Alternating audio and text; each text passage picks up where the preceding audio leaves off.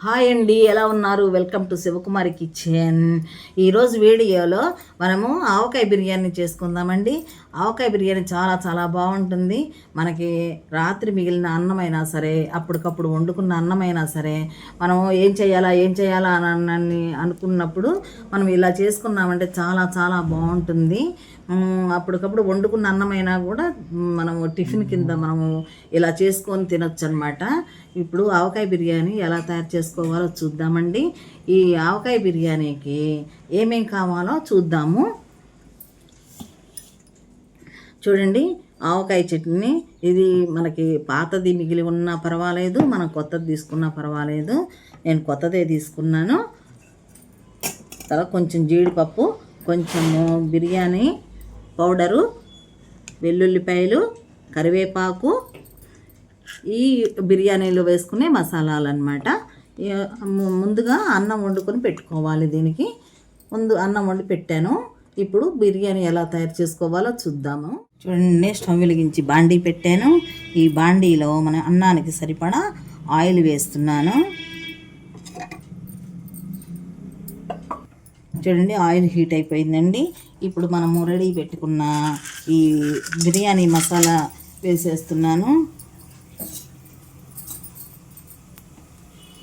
తర్వాత నేను కొంచెం దంచి పెట్టుకున్నాను ఈ వెల్లుల్లి వేస్తున్నాను.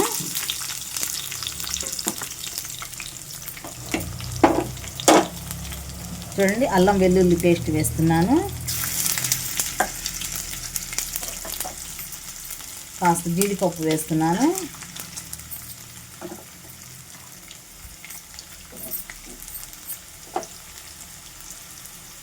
కరివేపాకు వేస్తున్నాను.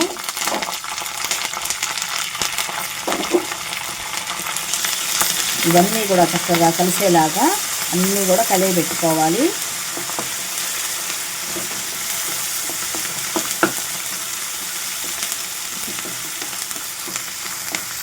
కాస్త పసుపు వేస్తున్నాను.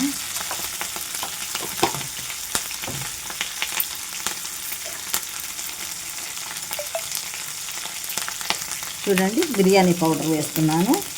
మనము అన్నానికి తగినంతగా వేసుకోవచ్చు. నేను 2 స్పూన్లు వేస్తున్నాను.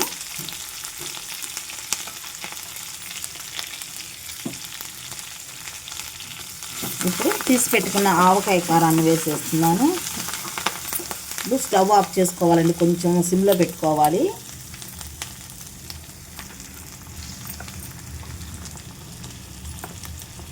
మన అన్నానికి సరిపడా ఆవకాయ కారం వేసుకోవాలి.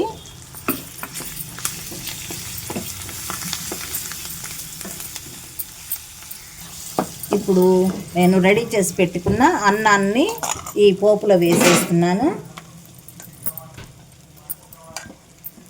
చూడండి, మనం అన్నము పోపులో వేసుకున్న తర్వాత చక్కగా అంతా కలిసేలాగా ఇలా కలుపుకోవాలన్నమాట.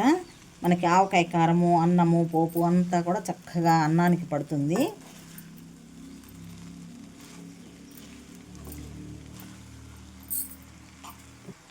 చూడండి, దీనికి ఆవకాయ కారంలో ఉన్న సాల్ట్ సరిపోదండి. కొంచెం సాల్ట్ చల్లుతున్నాను నేను.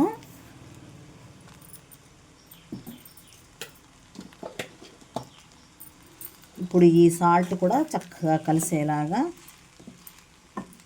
ఈ అన్నం పొడి లేకుండా మొత్తం కలుపుకోవాలి.